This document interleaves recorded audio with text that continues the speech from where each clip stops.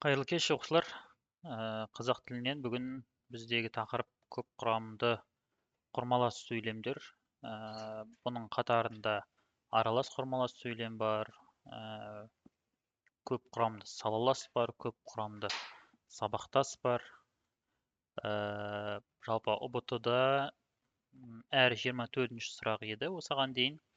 Осы көп құрамды көп құрамды құрмалас сөйлемге байланысты сұрақ келеді.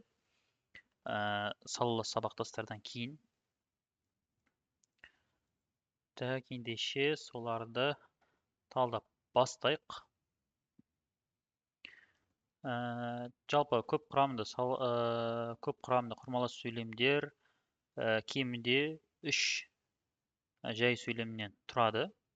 Яғни маңызды нәрсе талдау барысындағы. Және әрқайсының өзіне қарай ерекшеліктері болады. Мысалы, араласта, салаласа да, сабақтаса да байланысып келеді. Көп құрамды салаласта тек қана барлық жай сөйлемдер тиянақты тұрады. Көп құрамды сабақтаста керісінше екі сөйлемі сабақтаса тұрады кемінде деген секілді. Кеттік, бірінші сұрақ бізде көп құрамды салалас құрмалас сөйлемді табыңыз дейді. Көп құрамды салаласта сөйлемдерінің барлығы да тиянақты тұру керек. Егер де сөйлем ішінде жай сөйлем тиянақсыз болып ой аяқталмай тұрса, демек ол көп құрамды салалас болмайды деген сөз. Ендеше көрейік. Бұлар үйге кіргенде, мына жерде кіргенде деп ой аяқталмай қалды. Яғни мына жерде бірінші сөйлем келесілермен сабақтаса байланысып тұр. Демек бұл жауап бола алмайды. Алып тастасақ болады. Күні бойы жаңбыр жауып дейді. Бұл жерде де тиянақсыз болды. Бұл да жауап бола алмайды. Асқар ашуланып кетті де, мына жерде ой аяқталып тұр. Ашуланып кетті. Мына жерде да де та темен бізде ыңғайлы салаласқа келіп тұр. Урядникке бірдеңе айтпақшы болды. Бірақ мына жерде екі-ақ жай сөйлемнен тұр. Демек бұл біріншіден көп құрамды құрмалас емес. Сол үшін жауап бола алмайды. Одан кейін теңіз көкпеңбек дейді. Ой аяқталды.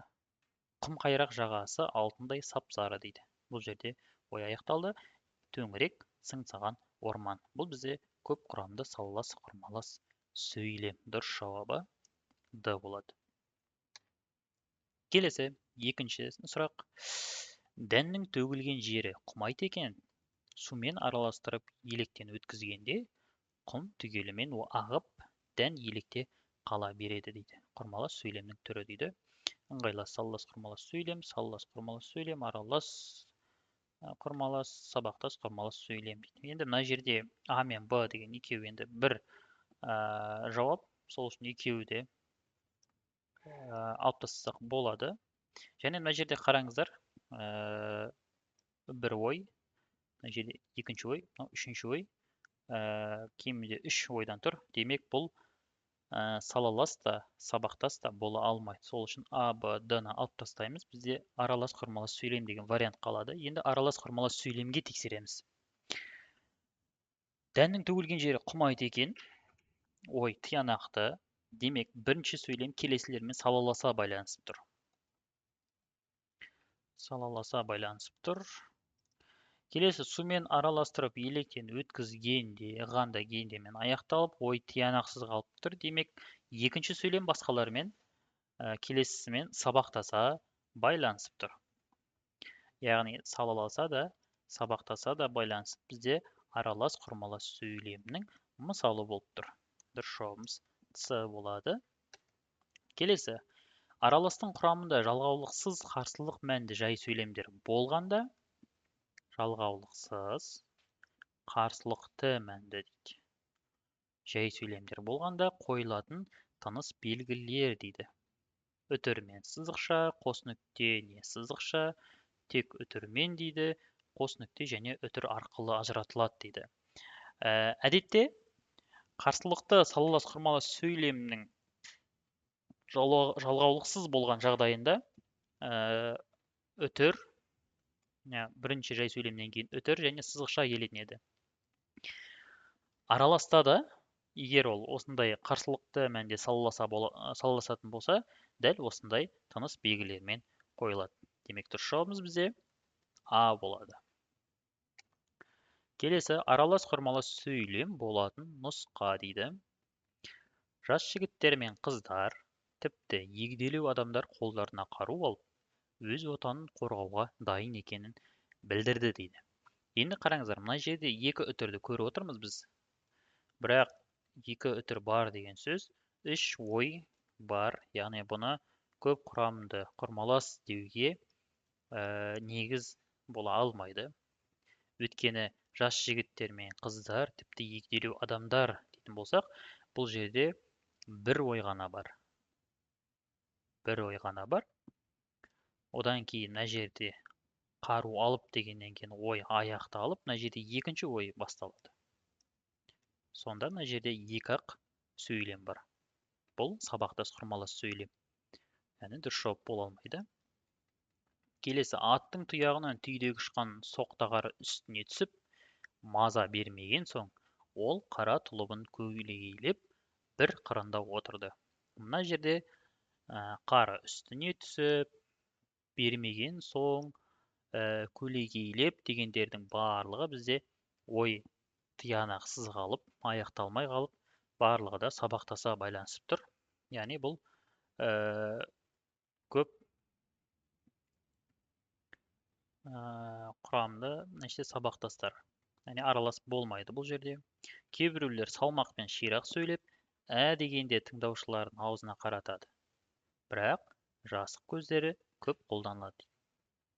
Жасық сөздерді көп қолданады дейді. Мына жерде қараңыздар енді. Ширақ сөйлеп дейді. Ой тиянақсыз қалды. Аузына қаратады. Ой аяқталып тұр. Яғни мынау бізде сабақтаса байланысқан болса, 1 мен 2. Мына жерде қаратады. Бірақ деп, мына жерде салаласа байланысып тұр. Қарсылықты салаласа байланысып тұр. Сабақтаса да, салаласа да байланысып, бізде араластың мысалы болып тұр. Ал мына жерде жүгіріп, келсе дегендер екеуінде де тиянақсыз қалып қойған. Демек, бұл аралас болмайды. Келесі, аралас құрмалас сөйлем.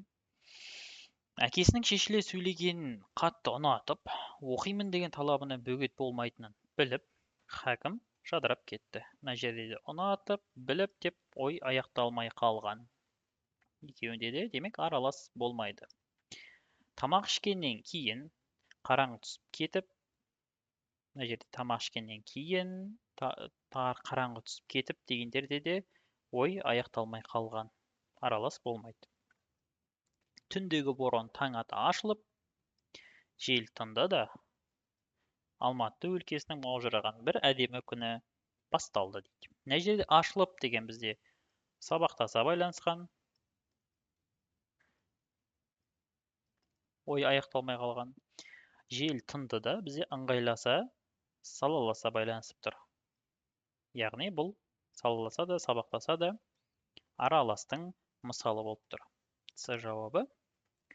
Ой өлшеп, тіл кестесі келтіре алса, беререм алуан алтын еңбек дейді. Мына жерде екеуінде де ой аяқталмай қалған.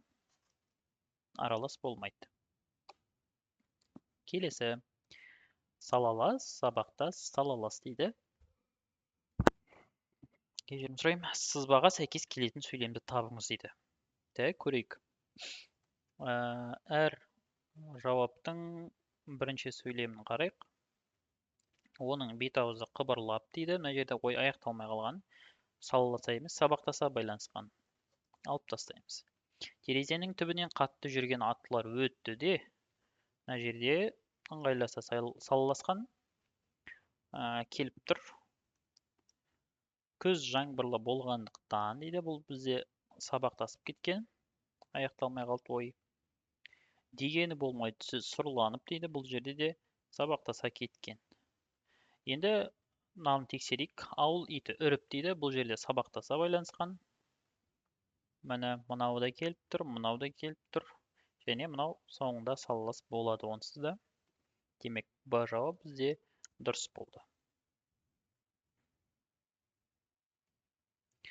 Аралас құрмалас сөйлемнің жасалу жолын табыңыз дейді. Ақбоз алдыңғы екі аяғын ербейтіп, мынау бізде бағаныңқы болып тұр. Ербейтіп деген енді көреміз. Мынаған келіп тұр, мынаған келіп тұр, мынаған келіп тұр, мынаған келмейді. Демек, д жауап дұрыс болмайды. Келесі. Көзі шатынап тұра бергенде, мына жерде ой аяқталмаған. Демек, бағаныңқы болып тұр. Мынаған келмейді, мынаған келеді, мынаған келеді. А жауабын алып тастаймыз. Шолақ құлағын төмен қарай тұқырта басып қалып еді, мына жерде ой аяқталып тұр. Демек, мынау басыңқы болып тұр. Мынаған онсыз да келмейтін еді, алып тастадық. Мынаған келіп тұр, мынаған келмейді. Демек, С вариантын алып тастаймыз. Ал соңындағы сөйлем онсыз да басыңқы болады. Демек, дұрыс жауап бізде Б болды. Тыныс белгісі дұрыс қойылған аралас құрмалас сөйлем. Енді көрейік. Жүсіп сөйлемекші еді. Оны жұрттың ду көтеріле шапалақтаған қолы бөліп, бірсыпыра уақытқа шейін сөйлетпеді дейді. Мына жерде қос нүкте дұрыс қойылмаған, мына жерде негізі үтір қойылу керек еді. Үйдегілер тегіс көтерілді. Есік алдына шығып, жол жүретіндерді аттандырды дейді. Мына жерде қараңыз, егер де қарсылықты мәнді болатын болса, үтір мен сызықша келетін еді. Ал мына жерде қарсылықты мәнді емес, мына сөйлем мен мына сөйлем бір-біріне. Сол үшін тек үтір болатын еді мына жерде. Яғни қате берілген. Бүгін жұмысқа кім шықпай қалса, соны көнбегенге санаймын да, бүгіннен бастап босатып жіберем дейді. Мына жерде санаймын да дегеннен кейін ой аяқталады. Мына жерде үтір болатын еді, ал ол қойылмапты. Демек, бұл жерде де қате бар. Армандап кеткенін сонша, көзін жұмған күйі қолын жайып, өзін ұшып бара жатқандай сезінді дейді. Мына жерде бірінші сөйлем мен келесі сөйлем бізде салаласа байланысқан, соның ішінде түсіндірмелі салалас. Ал сонша, сол дегендерден кейін бізде сызықша келетін еді. Демек, мынау дұрыс тұр. Одан кейін көзін жұмған күйі қолын жайып, мынадан кейін бізде үтір келіп тұр сабақтастардың арасында. Яғни, мына жердегі үтір де дұрыс қойылған. Демек, Д жауап бізде дұрыс жауап болады. Енді келесіге өтейік. Аралас құрмалас сөйлем дейді. Адам атанса, бір-біріне жолдас атанса, ана біткеннің содан басқа арманы бар ма дейді. Мына жерде атанса дегендер екеуінде де ой аяқталмаған, демек аралас болмайды. Керім баланы қимай, бірақ сыртқа шығарып тіл қатпай, қапаланып тұрған құрбы қыздар көп дейді. Қимай және тіл қатпай дегендер ой аяқталмаған, дұрыс жауап болмайды. Адам өмірін түзеуге, барлық адамдар тату тұруы үшін адал еңбек, арлы ақыл болу керек дейді. Мына жерде де ойы аяқталған сөйлем жоқ. Ауылға келгенше мен де аңшы емес едім.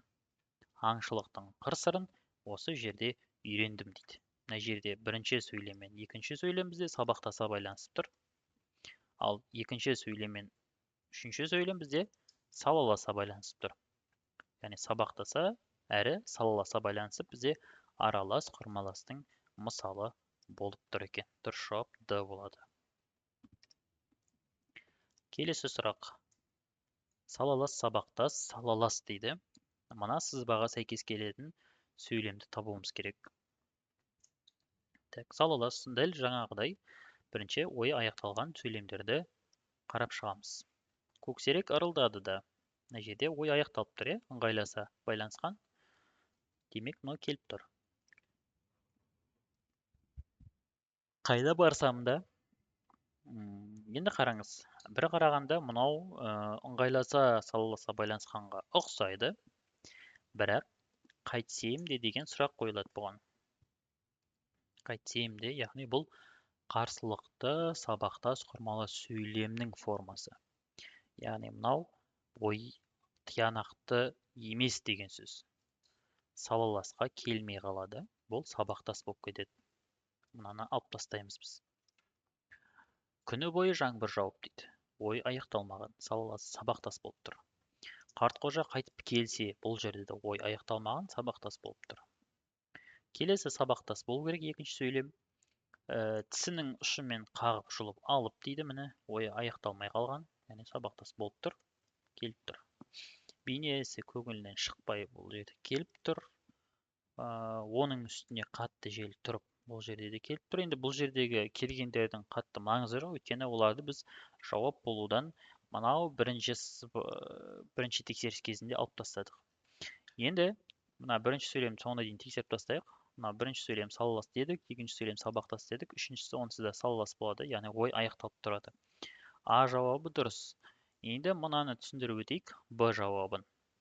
Бұл да ұқсайды ғой, бірақ қараңыздар, қайда барсам да сол баланың көңілінен бейнесі көңілінен шықпайды дейді. Яғни мына жерде біз біраз жерге бардым, бірақ баланың бейнесі көңілімнен шықпады деген қарсылықты салаласқа айналдырып тексерсек болады. Мына жерде екі сөйлем бір-біріне қарсылықты мәнде тұр. Яғни бұл қарсылықты сабақтас құрмалас сөйлемнің шартты рай және да де келетін формасында тұр. Сол үшін мына жерде ой тиянақсыз болып тұр, аяқталмай қалған, яғни бірінші мен екінші сөйлем бір-бірімен сабақтаса байланысып тұр. Мына сызбаға сәйкес келмейді сол үшін. Сол үшін біз жауап ретінде қабылдамаймыз. Сонымен келесі сұрақ. Аралас құрмалы сөйлемді табыңыз дейді.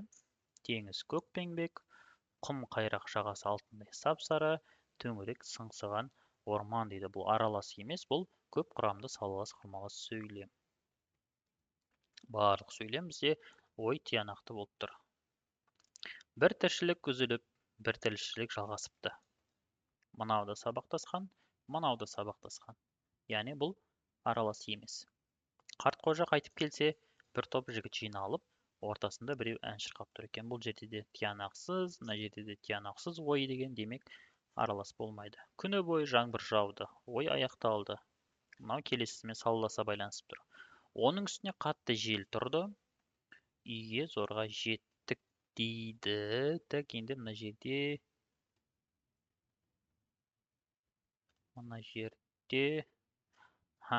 мына Д жауап бізде барлығы да ой аяқталып тұр. Бұл көп құрамды салалас болып кетеді.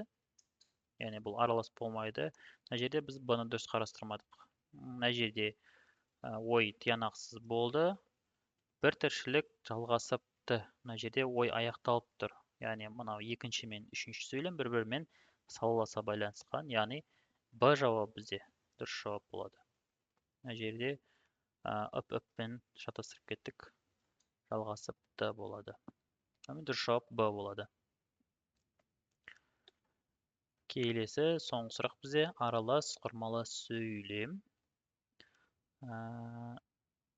Кілті осы қағазда болды ғой. Мен қағазды ептеп ашайын деп едім. Жазу жойылып кететін болды дейді.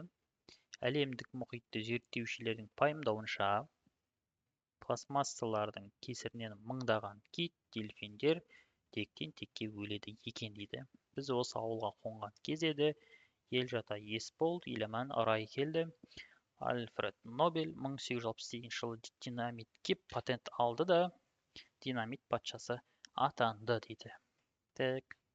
Мына жерде Д жауабында екі ғана ой бар.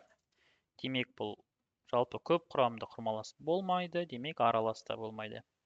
Дәл сол секілді мына жерде де С вариантында өтірік көп болғанмен бұл бірыңғай мүшеге байланысты қойылған. Мынау ес бол, еламан рай дегендердің арасындағысы екі ғана ой тұр, демек бұл жауап бола алмайды. Демек біз А мен Б-ның арасында таңдайтын боламыз. Ал мына жердегі Б жауабын қарайтын болсақ, әлемдік мұхитты зерттеушілердің пайымдауынша пластмассалардың кесірінен мыңдаған кит, дельфиндер тектен текке өледі екен. Бұл да көп құрамды құрмалас болмайды, демек аралас емес. Сонымен жауабымыз бізде А варианты болады. Мына жерде болды ғой. мен қағаз ептеп ашайын деп едім. Салласа кетеді. Жазуы жойылып кететін болды дейді. Дұрыс жауабымыз А болды. Осымен бізде көп құрамды құрмаласты сөйлемдердің талдауы аяқталды. Келесі талдауларда көріскенше.